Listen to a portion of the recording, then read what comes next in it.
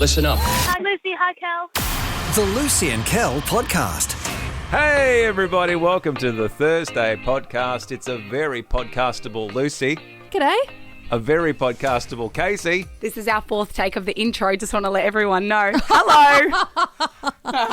Just giving them You the know what? vibes. What? I'll allow it because she's our producer and Yeah. she can say stuff like that. And it why is did we true. have to do 4 takes? Because we're all silly. Someone's a bit chatty. I was talking over Kel, he got angry, then he did an intro that sounded silly. I didn't and get it just- angry. It was just terrible. Anyway, we're here now. Yeah. We've had a great show today. You're going to hear a lot of it on the podcast later on, including great catch up with Dr. Justin Coulson. Yeah. Talking about boys. And to tell you what, such an icon, always on TV. I see him on Sunrise, Today's Show. I'm always getting emails. One of the most downloaded podcasts in the country. Like, he's amazing. And the fact that he spends his time with us is just extraordinary. We're very thankful. And I learned a lot about myself that I already knew a lot about, but also stuff I didn't know about me. It was so good. As a boy. And if you're listening to the podcast and you're going to hear from Dr. Justin in the next little bit, be aware he's going to be live on our show maybe sometime next week, and you'll be able to ask Correct. questions of him. So if you're a parent listening to this right now and you'd like to ask Justin a question about raising boys, all you'll need to do is... Email Lucy and Cal at positivemedia.com.au. Excellent. Thank you, Producer Easy Casey. peasy. Before we get to the stupid footy tipping, can I just quickly give you an update on my Oura Ring? Yes. Because I've been wearing this ring now for a few weeks. I feel like can I give you an update on my Oura Ring? I feel like that's not a question, Casey. It's code for I am. I am Yeah. about to give you an Yeah. update on my Oura Ring. It's one of those trackers, the fitness trackers, health trackers, sleep trackers. I know there's different versions of them, but I've got the pink ring. I forgot it today, and now I feel naked. Yeah. Do your I look hands- naked? Yeah. My hand looks naked. It looks weird. It looks weird. And I've even leveled it up. I bought these like little Diamante stackers that go around it. yes. But anyway, guys, I've just got to tell you, I have never been more, this is going to sound silly, I've never been more fitter in the last few weeks. It is making me go to the gym more. I'm walking more. I'm sleeping better. It is changing my whole life. And I've convinced my best friend to get one. So now we're going to become insufferable and we're going to exchange our sleep scores every single day. And I can't wait. Wow. And I just want you all guys to know that yesterday I had a really great sleep. And guys, it was an optimal sleep, one would say. And I had the deep sleep, which is why I feel so good today. Yes. And I know you care about that. Yeah, I do care about that because the better sleep you have, the more The amazing show we have. and the nicer I am at work. Because the night Correct. before I'd had a terrible sleep because of my puppy dog. Yeah. And the ring showed it. Yeah. But last night, good sleep because the puppy dog was well behaved last Well night. done. What did you do different? I tried to play with her before bed a little bit. Kel doesn't reckon I did play with her much, but I did. Well, I threw let's- things down the hall. I tried, because she's tiny. She doesn't need much. I tried to get her a little bit exhausted so hopefully she'd sleep through the night. Let's unpack it as we discuss the exercise that you undertook with the puppy dog. So the problem that we have, if you're just joining us for this particular Puppy? episode, is our puppy is up for hours in the middle of the night. She wakes up and Hours. she jumps around on your head. And she jumps that chaotic jumping where they jump side to side on your face because she's the size of a hand. But she's adorable. She's so cute. Lucy said that she engaged in a lot of exercise with the dog last night. Yeah. That exercise, let me break it down for you, was Lucy sitting on the bed and throwing a stuffed toy down the hallway 4 times. She's tiny. That is like running And now Lucy a equates K, a kilometre. It's like she did 4K. Lucy equates that exercise to knocking the dog out. for Sorry, the babe. entire- Well, what do you think it is? Doesn't that teach the dog to come to you when you're in bed to play? No. The fact that you are playing with the dog from the bed.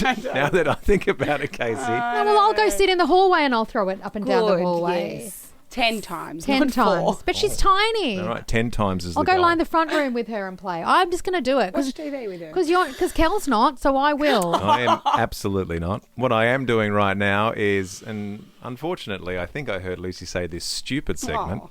However, I'd like to remind Lucy, this was majorly her idea. It's time now, everybody, for... Lucy's Ridiculous Footy Tips.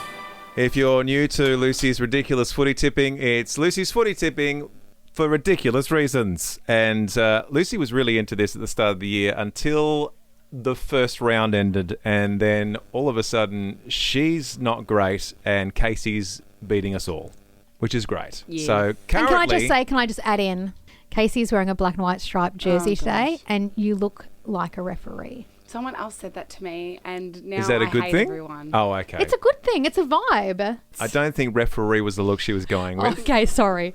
I love it though. It's such a cool look. I'm returning it. It is Lucy's ridiculous footy tipping, and to highlight, yes, Casey is winning by 2 tips to my score. So she's 2 tips in front of me. She's 12 tips in front of Lucy. And the margin is only widening. And the best thing about this is that Casey really doesn't take any of this all that seriously. Yeah. Which makes Lucy so happy. Are we ready, Luce? Correct. I'm ready. Correct. So I didn't mean to say that. She's Sorry. angry.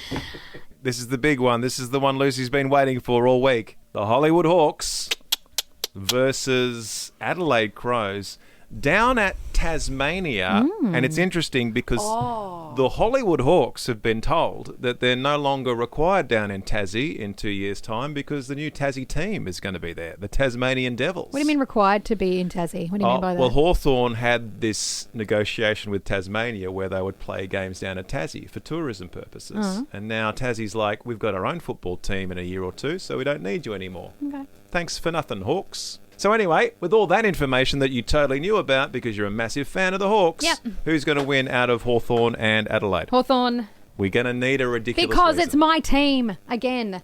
And I need, well, I tell you why, came out the other day and they sung a lot of AFL merch, so much merch. And again, the Hawks merch is the ugliest merch, but I do see it and I am drawn to it. It's a sign! Game number 2, this is interesting. No offence to Casey. 2 of the most losingest teams this year. that sucks. It's Richmond versus Essendon. Yes. It won't probably go very well for Essendon if they lose this one because everyone's beating the Tigers. Well, I'll tell you what, I'm going to tip against Essendon. Okay. Because I did it's too. Casey's team. And I'll tell you why. There's a good reason. They've just announced the new cast of Fiddler on the Roof. Tevier is being played by a friend of mine called Troy Sussman. It's a very big role. Anthony Warlow's played it. Troy Sussman is going to be playing Tevier. I'm sure we'll have him in the studio when it comes around to town. But the hit song from Fiddler on the Roof is If I Were a Rich Man. Oh. Yabba-dibba-dibba-dibba-dibba-dibba-doo. Rich man, Richmond. Troy got the gig this week. It's a sign. That was a long journey to get to a really great tip. Well done. Team you have absolutely no interest in, and also St Kilda. We've got Fremantle Dockers versus the Saints. I tell you what, I'm going to go for the Dockers. Yesterday, I was in Coles, and you know what I heard? Sitting on the dock of the bay. And I thought, Dockers, dock of the bay? It's a sign. As I was in all 3 of Coles. Gold Coast versus North Melbourne. I'm tipping the Gold Coast Suns. Do you know why? You're about to tell us why. Yep, go for it. Because what was the main topic we talked about with Justin Coulson on the podcast today? Suns. Oh. Boys, Gold Coast Suns. Yeah. It's a sign. I see what's happening here. Geelong versus Sydney Swans on Saturday, but it's down at G-Town. I know. This is a tricky one. It is a tricky one. It's the hometown of the boys, but Sydney are on top. What is a girl to do? A girl is to do this. Eeny, meeny, miny, mo. Pick a winner by the toe. If it's girls, let it go. Eeny, meeny, miny, mo. Boy Scout, you're out. Oh, he wants me to pick Geelong. All right. I've gone. I was going to go Sydney, but I'm going to go Geelong for that. Wow, love that. That's new. Yeah. And I think we can all say it's eeny, meeny, miny, Miny, mo. mo. That's I had to do that one. Sorry, that was a tricky one. The big game, the one that 90,000 people will attend at the G on the weekend. It's Collingwood versus the West Coast Weagles, and of course Scott Pendlebury becoming Pendles! the most played AFL player in the history of playing AFL against the West Coast Eagles at the G, and rightly so. Scott deserves his time in the limelight at the G. It'll be nothing but Collingwood fans. There'll be 3 West Coast fans. Who's going to win, Luce? Yeah, a few reasons. Pendles is they wanted him to wear a gold number. Casey, Yes. let's just appreciate that she used the word Pendles. I don't even know where that comes from. Pendles is what I call him. Pendles, they wanted to have his number in gold. Now, whether that got approved, I Yeah, don't know. yeah. but I will say this. I think it It might did have. get approved. Okay, and so he's getting all the profits from Yes. the game, but he's donating that to charity. Good That's on him. right. So is he going to wear a gold number on his back? Gold number on his We back. believe so. Okay, Yeah. well, Yeah. you ready for this? You ready for why I'm tipping those boys? Because what documentary dropped this week? Kylie Minogue. What is she most well known for? Gold hot pants. What's Pendle's wearing on his back? A gold number. Gold is the theme. It's a sign. Thank you very much. Port Adelaide versus the Blue Baggers, who have lost a coach and won the very next weekend. Well, sorry, Vossi. going with Port Adelaide. Why? PA, personal assistant. I wish I had one. That's it. That's the tip. Casey? For life, because I am here at work. I know, but I Okay, wish great. that you were my PA in life. Okay, great. It's a sign. It's a sign. It's a sign for Casey, that's for sure. Yeah. The GWS versus the Brisbane Lions. You know, I'm not going to lie. Every time I see GWS, I think it's an alcohol shop. And I go, what? And I always get confused. Who is GWS? I That's- don't get it. But I know what BWS is, Right. which is an alcohol shop. Okay. So I never think about GWS being a team. Thus, I'm not going to tip them. I'm going to tip for a team that sounds like a team, the Lions. Excellent. And finally, at the end of round 11, it's going to be the Western Bulldogs versus Mighty Melbourne. I feel torn about this because we had Josh Pitterman on the other day, who's now doing breath work and doing mindset coaching for the Bulldogs. Yeah, before we interviewed him, the Bulldogs were winning. Immediately after our interview, the Bulldogs lost. I know, so I'm confused because I love Josh and what he's doing with them is great. However, the boys, the Melbourne boys, the Demons, were one of my first loves when I moved to Melbourne. Wow. And I do feel like I have an affinity still with those boys. They are my secondary team. All right. So I'm going to go with my boys. It's my secondary boys. It's an affinity. It's an affinity of a second team feeling. That And we're finally there, everyone. was That a is long tipping session. It's a long one, but it's also very ridiculous. Lucy's Ridiculous Footy Tips. So if Port Adelaide win this weekend, Casey officially becomes your personal assistant in real life? Yeah, Okay. I believe that's the rules. The Lucy and Kel Podcast.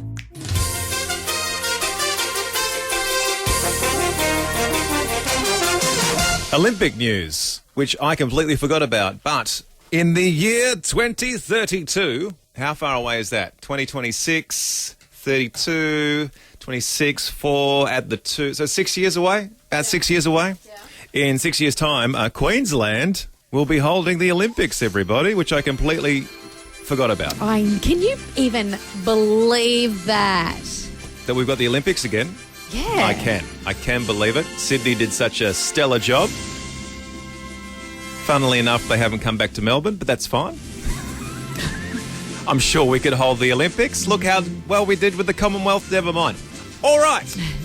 So Queensland going to hold the Olympics in 2032. Yeah. That's great. We love the Olympics. Yeah. Problems is, mathematically, some people have worked some stuff out. And in the news in the last 24 to 48 hours, it has been established that there are simply not enough hotels Yeah. in Queensland to house every single human being which will descend on Queensland to watch the Olympics in 2032. Mathematically, according to the experts, they are 11,139 rooms short, which equates to 56 hotels. The maths is Queensland right now need to build a brand new hotel every month until the opening ceremony. A hotel every month needs to be built in Queensland until the day of the opening ceremony in 2032. Not going to happen. Do you know how many hotels have been built in the last year? How many? 1. So, well, they're focused on the Olympics. They're focused on the stadiums and like all the sporting arenas and stuff like that. They're not focused on rooms for people to stay in. What's going to happen? I don't know. Nobody knows. It's good that they've figured this out now. My mum and dad have a spare room in Queensland. Can they build a hotel? They cannot. You reckon your dad could put something together over the course of the next 4 weeks and No, just but say, they could definitely Airbnb a room out. that might be what has to happen. I know. But we're thinking, great problem to have. Imagine if we all had the power to build our own hotels. Yeah. 56 of them need to be built in Queensland. So if you have the capacity, why don't you move to Queensland, build yourself a hotel? But I thought this morning, if we had the power to build a hotel, Liz, Yeah. what is the number one thing you'd put inside of that hotel? Based on your experience of hotels. We've all been to hotels. Now listen. I'm very lucky. I'm very blessed. Yes. Because I have been to many hotels all around the world. Some of the greatest. I've stayed in some of the best. I've stayed in ones in Dubai. I've stayed at Marina Bay Sands at Singapore, which is elite. But I'll tell you, my favourite thing that I've ever seen in a hotel. All right, so you get to build one of these 56 hotels in Queensland. Yeah. What are you putting in it? Okay, this is the thing. Forget the infinity pools. I love an infinity pool. Forget the gymnasiums that look out over the infinity pool. I've never been to a gymnasium in a hotel. Forget the world's biggest buffet. Oh, I do love that. I will say this. What else is there? I once went to a hotel. It was the Burswood Casino in Perth. I stayed there, and on the room service menu that you could only order after midnight was fresh, hot, buttered popcorn. And I would, every time I would perform there, I'd go and perform. I'd go back to my room, and I would order on the room service night menu this freshly cooked hot buttered popcorn, and they would deliver it to your room. And it was the most bougie, decadent thing, eating hot popcorn in the middle of the night. And the popcorn was like the best popcorn I'd ever eaten in my life either. I can't even understand how they cooked it. It was like the better than movie popcorn. That's your selling point. And then I remember I went back years later and I was so excited, and they'd taken it off the menu. But that's what I'd put in my hotel. Hot butter popcorn after midnight. Your selling point is that you have the ability to eat popcorn in the hotel room after midnight. Yeah. That's your selling point. Yeah. You think when they were selling the Burj Khalifa to investors, and they're like, tallest hotel in the world, almost touching space, but our selling point is popcorn after midnight. Correct. Okay. Correct. I'm not even. I've been there. I told you. I've been to Marina Bay Sands. All right. Which is one of the most exclusive hotels in the world. Did they have popcorn after midnight? No. All right. So that's why that's not on my list. All right. So Lucy's Hotel. Also, I love it. I love a bathroom which has big Japanese sliding doors, and you can open the bathroom into the room, and then you can like sit in the bathtub and look at the room. I love a bathtub that looks into the room. All right. There's two things. So your first hotel, one of the 56, will have popcorn after midnight. The second hotel you're building in Queensland for the Olympics will have Japanese screen sliding doors. All right. That's your second hotel. You're only going to get one, but I'll allow you to build two. Thanks. Get to it because they're running out of time. Okay. Mine's a very weird one as well. It's also orientated to the bathroom. I don't know why, and I don't want anyone to picture this. But every time I go to like a Balinese hotel or somewhere overseas that's tropical, Yeah. if you go to a hotel with an outdoor shower, forget about it. Why? I just love an outdoor shower. I don't know why. It's outdoors. It's all secluded. It's all, no one sees anything. Oh, okay. Thank goodness. Oh.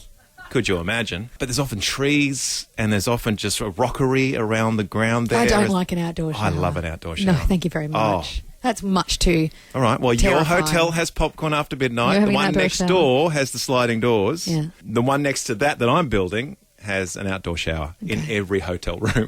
We'll just put it on the balcony. Imagine having a shower outdoors in Queensland. Perfect. Lovely. All right. 0428 899 899. You get to build one of these hotels in Queensland for the Olympics, like family. Based on your experience of hotels, what's the selling point? Karen says it's all about the location and the views and, of course, the room service. Right. But she's also said they also need to have great slippers. And then she has sent me a photo of what I assume is a drawer at Karen's house. And she has taken every pair of slippers from every hotel she's ever stayed in. And I'm Right. counting around 40 pairs of slippers in her drawers. Does Karen have a problem? They're free. Yes, Lucy is of The slippers are free. yeah. They are free. The bathrobes What- are not. All right, so there is a limit. There is a line you will It not says cross. on the hotels, they like, take our slippers, but if you take All right. the terry telling Thank you. robe, we're going to charge you. Is that Karen? Yeah. Thank you, Karen. Your hotel specifically, the greatest slippers from any hotel in Yeah, Queensland. Kareen now in Clyde North says, oh, I like the Balinese outdoor showers too, Kel. Yeah, they're great. I'm going to stay at that hotel, but only if it's warm and green. She would build one which has an all-day cooked brekkie. Well done. Yeah. That's your hotel. Breakfast all day. Non-stop breakfast. Non-stop brekkie. Imagine when we go overseas, maybe to Bali, and you like your nasi goreng. Imagine that all day, every day. Nasi goreng. Forget your popcorn after midnight. Every morning I'm in Bali, I wake up and I go, you know what I'm going to have? A big bowl of nasi goreng. And that's all I eat. All right, all-day breakfast in that hotel. Thank you very much. Nick says, I would build a hotel that has a water slide from each room directly into the buffet. Now we're talking. Whee! Someone's been to Vegas. I haven't even started on Vegas hotels. There's so many. Water slides is cute. Try a roller coaster. Oh my gosh. Well, there's that one, the Venetian in Las Vegas, which looks like you're in Venice, and you go inside and they've painted the ceilings blue and they're rounded, so you can't even tell you're inside. You look like you're outside. You're also on a gondola going through water in the middle of a casino. And that's just one hotel. No, I like the idea of connecting water slides to each level. And in Queensland, I think that would go quite nicely with the weather. Salvatore says a reverse minibar. It's all free and it's big and it's got lots of snacks and drinks. It's a free fridge full of stuff. I want that. And free it's minibars. a normal-sized fridge. Yep. That's a winner. Producer Casey, this is your dream hotel.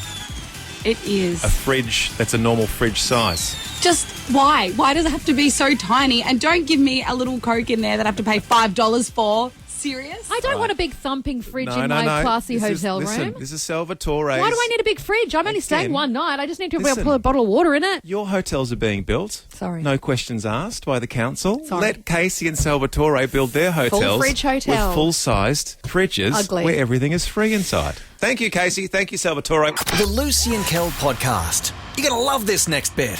Oh, spoiler alert. Our next guest is someone you all know. We love him. He was on that incredible TV show, which was just addictive viewing, called Parental Guidance. But he has one of the most downloaded parenting podcasts in the country, the Happy Families podcast. He's written 20 billion books that are amazing. And he's all over the socials, viral videos left, right and centre. It is the one and only Dr. Justin Coulson. Good morning, Dr. Justin. It's so good to be with you guys. Love talking to you. The great thing about Justin is he's a wealth of information Yes. and knowledge and wisdom and stats and truth about all things that we discuss with him. And the good news is we'll be touching base with Justin over the course of the next few weeks in the lead up to the new release of the book, Justin. Boys. Why write a book about boys at this moment in time? Yeah, so I'm a father of 6 daughters. I think that's enough of an answer, isn't it? I've raised 6 of my own girls. A couple of things. First off, I would say this. When I wrote my book about girls, which was very, very easy, I wrote it a number of years ago. I loved writing it. It was just a cakewalk. I got to talk to a bunch of girls, a bunch of parents, a bunch of teachers, a bunch of psychologists, that sort of thing. And it just flowed out of me. And, of course, with 6 of my own daughters, I had such a wellspring of experience personally to draw from, in addition to what the research was saying and what my interviews and focus groups and questionnaires were telling me. Writing about boys, like as soon as the girls' book came out, when's the boys' book coming out? And honestly, I was like, you don't want me to write a boys' book. I'm a dad of daughters. It doesn't make sense that I would do that. And there are other wonderful people in this fabulous land of ours who could do that. But I kept on obviously helping parents generally, and parents of boys would consistently say, you have no idea how much this has helped. I've got 2 sons-in-law now. I've got a granddaughter. And I've got daughters who are dating. And I just thought, the more I watched young men interact with my daughters, the more I thought, I have got so much skin in the game here. Yes. I have 6 daughters who are very, very interested in the potential boys that they might spend time with. And with that much skin in the game, I want to make sure that we build really strong, and I'm not going to make an apology for this. There are so many people who are like, we don't want our boys to be focused on strength and dominance. And sort of, no, garbage. We want strong young men. And boys want to be strong as well. Unfortunately, too many of our boys are trying to build themselves as a strong young men from the outside. Right. And my focus very much in this book is how do we build strong young men from the inside out? Because you turn on the news, you see things like, oh my gosh, I don't even know where to start, especially in Melbourne. We've got gangs, we've got machete attacks. On the internet, we've got looks maxing. We've got these viral bros online just talking about heinous things. Why right now is it like this, just this like bottleneck of this code red masculinity that seems a bit toxic? First off, I've noticed this. When parents ask questions about their daughters, they don't have the same existential urgent weight. They don't have the same raw concern that borders on fear that they have when they ask questions about their boys. When you talk to some psychologists now, in fact, the media's been reporting on this lately, there's concerns around gender and gender disappointment. A lot of parents are now upset that they're going to have a boy when they do the gender reveal because there's just such a stigma around boys. In the USA, former US Surgeon General, his name was Vivek Murthy, a couple of years ago, he said this: the data is actually quite clear that young men and boys are falling behind on many metrics. So if I was to give you just a handful of those metrics, if you have a look at a boy in primary school, for every 10 Australian girls who are suspended from primary school, there are 57 boys who are suspended from primary school. If we have a look at alcohol, an alcohol-induced death, for every 10 females, there are 25 men. If we have a look at university or graduating from high school, for every 10 girls who complete year 12, there's about 8 8.5 boys who are completing year 12. In terms of university, there are 44 Australian universities. Girls outnumber boys, or women outnumber men, 42 of those universities. And when it comes to graduations from those universities, we have, for every 10 girls, we have about 6.5 men who are graduating from university. And what that means is that the economic and social viability, and I know that's a terrible term to use, but the economic and social viability of our young men seems to be on the decline. And we can see young men struggling in education, as I've just highlighted. We can see young men struggling when it comes to their mental health. A young man is around about 3.5 to 4 times more likely to die by suicide than a young woman. Yeah. When it comes to ADHD, we have around about 11 to 12% of boys diagnosed with ADHD. We have about 5% of girls, and that's probably on the high side. We have 6 times the number of boys diagnosed with autism than girls. When we look at crime, boys and men are the ones who are much more likely to be perpetrators, but they're also far more likely to be victims of all kinds of crime, particularly the most violent forms of crime. There's just this mass identity confusion. Like, what does it mean to be a man? I'm lost. Boys are not in employment, education and training. We call that NEAT, not in employment, education and training, at levels that are just unprecedented. That's why I'm saying it's code red, and that's why I felt like we need to write this book and give our boys a boost. As you said, Justin, it's almost impossible to start a conversation at the right point when it comes to helping out our boys and turning them into men living in a society that we live in. I often wonder, we often lean on the understanding that girls are developing ahead of boys when it comes to the aptitude of learning and things like that. But it dawns on me in the last few years, it's probably they're developing in all areas. Like, boys are on the back foot in developing not just educationally, but socially, emotionally. Well, girls are even developing earlier than boys from a physiological point of view. So girls hit puberty about 2 years earlier than boys. What you're really talking about primarily is executive function, and the differences aren't huge, but they're big enough to be differences, and that's meaningful and significant. So there is, when I was doing this research for this book, what I discovered, and I hate saying this because teachers get their hackles up when I say it, but the data is just unequivocal here. And when you talk to young men, oh boy, do they feel it. Boys struggle at school, okay? So their executive function is lower. They have lower impulse control. They're more likely to seek the approval and status of their friends, usually by doing something dumb because they've kind of switched off and started to stare out the window, or give their neighbour a knuckle noogie or something like that because school is so boring for them. They feel so disengaged. And so what happens is there is, in the research literature, there is a bias against boys in education. Researchers have found that teachers smile more at girls. They make more eye contact with girls. They speak in longer sentences toward girls. They give them much more patient instructions. They give them more chances. With boys, it's short clip sentences. They don't even turn their body towards the boys. Much more command and control and direction and correction kind of stuff. Yeah. And the boys feel it, and so they start to check out. This one blew my mind. While I was doing the research, I came across a paper by one of the world's leading adolescence researchers. His name is Professor Lawrence Steinberg. I've had him on my podcast a couple of times. He's just a genius when it comes to adolescence. And he did a study trying to analyze and follow and understand how impulse control works in girls versus boys from pre-adolescence through to the age of 30. Impulse control is the ability to not say the thing even though you really want to say it, or to not jump off or over the high bar or cliff or whatever even though you really want to, or to not have the witty comeback, or not throw your fist. Impulse control is the ability to just go, I really want to do it, but I'm just going to count to 5. I'm going to pull it back. And he was also looking at this thing called sensation seeking. Sensation seeking is wow, that looks awesome. I have to go there and do that. Here's what he found. At every age and stage, boys score significantly higher than girls on sensation seeking. Boys just want to do dumb stuff because it looks like it'll be fun and they're going to get status from it. But combine that with the really big challenge, and that is the impulse control. Get this. So impulse control gets better and better as we get older. When testosterone boosts, so for the average male, we get this huge testosterone spike of 20 to 30 times what a girl has around about the age of 12 or 13 when puberty crashes into our lives. That's a lot of testosterone. Around about that same time, boys' impulse control drops. Now, it doesn't vanish, it doesn't disappear, but it certainly drops. And it continues to drop until about 16, and then it starts to slowly make its way back up again. The average 24-year-old male, the average 24-year-old male has the same level of impulse control as the average 11-year-old girl. Just for everybody driving in their car on the way to primary and secondary school this morning, Justin, say that one more time. Average 24, 25-year-old male has the same level of impulse control as the average 11-year-old girl. And he just never recovers. That is wild and helpful to know, because even just hearing this kind of stuff makes you have more grace. You're right. This is the biggest conversation, and This is the tip of the iceberg. This is the tip of the iceberg. This is why we need to have Justin on every week for quite a while, because there's a lot to get to. I mean, today we're just talking about what is going on, but not what we can do. And we're going to start on that next week when we're going to be talking about a whole bunch of different things: what motivates boys in school, what's going on there, masculinity.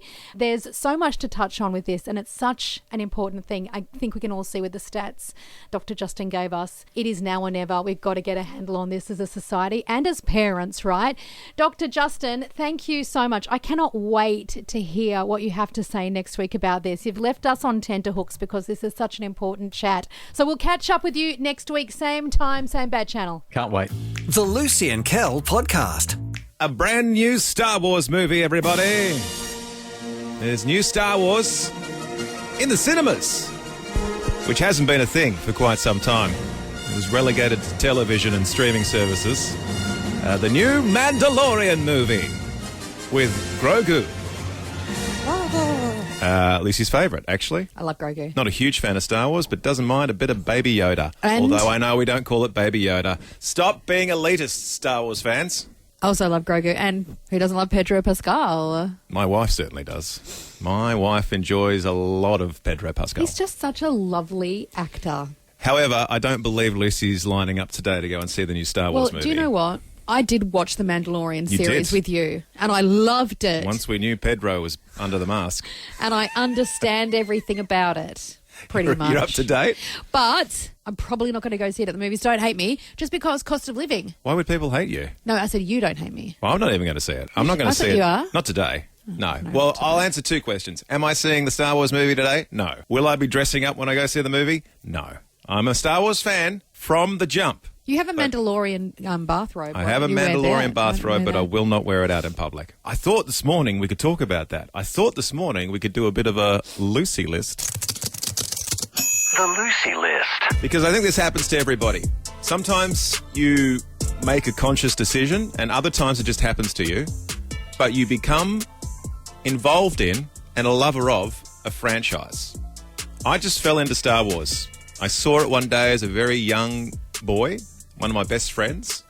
We've spoken about him on the podcast, actually. Luke, my best friend in grade 3, before he broke my heart and left in grade 4 to another school. We used to go over to Luke's house every weekend and we'd watch Star Wars A New Hope. And we'd pretend to be in the movie. We loved it so much. And then my love for Star Wars just grew and grew and grew. So I'm OG. I'm an old man now. So I started with, and this is the weird thing about Star Wars, and this is the great thing about franchises. All franchises are quirky, but when you start to get into them, Yeah. you love all the quirkiness. So Correct. Star Wars, officially, of course, if you know, starts at episode 4. So I grew up watching episode 4, 5 and 6. And then later on, George Lucas created 1, 2 and 3, which we all grew to love. Like 1, 2 and 3 are held in high regard now. I love 1, 2 and 3. And I love 4, 5 and 6. And then we don't talk about the other movies. There was 3 other movies that were created and they don't exist. But Is that the one with Jar Jar Binks and stuff? No, that's 1, 2 and 3. Jar Jar turns into a Jedi later on. I thought they later on. hated Jar Jar Binks. Well, a lot of the critics didn't like the start of the 1, 2 and 3 movies, but the fans loved it. Okay. Anyway, let's not get into an Okay, argument sorry, about Star sorry, Wars. no, true. I wanted to talk about franchises. Oh. Because Lucy fell into a franchise very early on in her life as well. Star Trek, everyone. Oh, it's the remix. No, really? Star Trek is Lucy's franchise of choice. She loves it. And my goodness, when you talk franchises, there ain't no more shows on TV and in movies than Star Trek. There's a new Star Trek something almost every 6 You know weeks. they're doing a live-action new comedy Star Trek I series? have no doubt. It's like full sitcom Star Trek. I'm I like, have- how's that going to work? But it Well, will. Kirk walks into the And everyone laughs. onto the Canned bridge laughter. and everyone laughs. Then he falls over. Spock bursts in like Kramer. Yes, exactly. That can't be real. It's real. It's being written by Tawny Newsome. You love Star Trek and you love the philosophy behind it. I love the ethos. I love the ethos that Gene Roddenberry wrote into Star Trek, which was before anyone else did anything. It was the first interracial kiss on TV. It was all about equality and justice and a hope for a better society where no wars, where humans are together and exploring the universe to better themselves. And like, it's so what I grew up just believing in a better world because of Star Trek. I love it. It's all about the hope of humanity. I don't mind a bit of Star Trek. I love the OG Star Trek. I love a bit of Kirk and Spock. But you have opened my eyes to all things Star Trek. So we are a house not divided. We are united around Star Wars and Star Trek, which doesn't often happen. Yeah. They're two very different religions, as it were. That's right. Sometimes never the twain shall meet. So this morning I thought we'd throw together a very quick Lucy list. The Lucy List. The new Star Wars movie is out. And if you're into it, you're into it. If you're not, you're not. Because you might have another franchise. So I want to know, what's your franchise? What's another franchise like you can suggest? I've got so many. Okay, because I don't quite understand. Mostly none of these Lucy has seen. Back to the Future? No. If you're into Back to the Future, you are so into Back to the Future. Is Minecraft a franchise? No. There's only one movie so far. You can't have a franchise with one movie. Well, Back to the Future. Back to the Future, arguably, and Casey's nodding along here, so I'll bring up producer Casey, arguably 3 of the greatest movies ever made in a trilogy, one of the greatest trilogies ever made, one of the greatest stories. Yeah. Do you agree, Casey? 100% the best. That would be my franchise. It's such a Really? great... Oh, so and... good. Like, it's such a good franchise, even the people that love Back to the Future probably don't want a 4th movie because it might ruin everything. Right. It kind of is the perfect franchise, Back to the Future. Maybe you love that. I know. Back in the, what would it be, the mid-90s? I almost stopped loving Star Wars because I was way too involved in The Matrix, everyone. Do we all remember The Matrix? Yes. The Matrix took over my life. I wanted to be in The Matrix. And again, 3 perfect movies, and then they made a 4th one. Don't see the 4th one. Just watch the 3. Did you get into The Matrix? No, obviously not. I melted all my Matrix DVDs. It's just watching them too much, all the time. Knew all the words. I'm actually going to go home and watch them today. Is Gilmore Girls a franchise? Well, I guess so. It's a series. Franchises, I'm thinking What's of a more franchise? movies, like blockbuster franchises. Okay. Like, here's one that you definitely haven't seen, but I would recommend you seeing, but I don't know if you enjoy it, but Pirates of the Caribbean, one of the greatest movie franchises of all time. Never Look at seen Casey's eyeballs popping out of her head. Pirates of the Caribbean. My kids, all 4 of my kids last weekend rewatched all the Pirates of the Caribbean movies. It's one of the greatest movie franchises of all time. I know I'm saying one of the greatest movie franchises of all time You're for saying that every to franchise. every single franchise. But You've it's said so that good. for the last 4, or you've said it's the greatest of all time. And Gilmore Girls. Thank you. 0428 899 899 1300 777 899. What franchise did you fall into and now you just can't get out of? Karen says, morning, Lucy. She is very embarrassed to say her franchise was Twilight, and she asks us not to judge her. Twilight was huge though, wasn't it? Never seen it. No, neither have I. But like Twilight You, was Case? Yeah, you're the right age for it. I was too old. Twilight was like a famous set of books, I believe. Yeah, and then yeah, turned yeah. into some of the biggest movies in the history Vampires of movies. versus werewolves. Oh yeah, the Mr. Team Patterson Edward or gentleman. Team Jedward. I don't He's know. Batman now. I don't know. I didn't like it. I like Kristen Stewart. No. Okay, Lucy. Well, no. She just looked angry all the time. This is not didn't your she? franchise. Sorry, no. Okay, great. Cheryl goes, morning, Lucy and Kel. My favourite is The Avengers and Spider-Man Anything. Marvel, Yes. she's hooked. Yeah, Spider-Man. Every Spider-Man, I reckon, is a pretty solid movie. You're going to hate this. I've never seen a Spider-Man movie ever. I don't think anyone's surprised. Casey would rate the Spider-Man movies. Yeah, pretty good. Tom Holland, you'd like Spider-Man, I like Luce. Tom Holland. You'd really I like... really like Tom Holland. But Well, only if he maybe dances. get into your Only when he Spider-Man dances. franchise. Does he dance? No, he doesn't No, dance I'm not in these interested. ones. Okay. Joanne loves the Terminator franchises. Come with me if you want to live. And I've never seen it. And she's Terminator 2, greatest movie of all time. I know I've said it for every movie. Terminator 2. You're such a movie head. Joanne loves the Jurassic World movie franchises. Have you seen any Jurassic Park? Yes, I have. I've seen the first couple. I liked it. I got into the first couple, and then they're up to like movie number 12 now, and I'm like, ugh. It's the same thing every time. Dinosaurs. What could They possibly go wrong? Salvatore loves Maze Runner. My kids are getting into Maze Runner. They are a famous set of kids' books as well, I believe. Joffrey has sent through a text and he's written it how I think he wants me to say it. All right, here we go. Harry Potter. Oh, Can I be honest? Mm-hmm. I've never seen a full Harry Potter movie.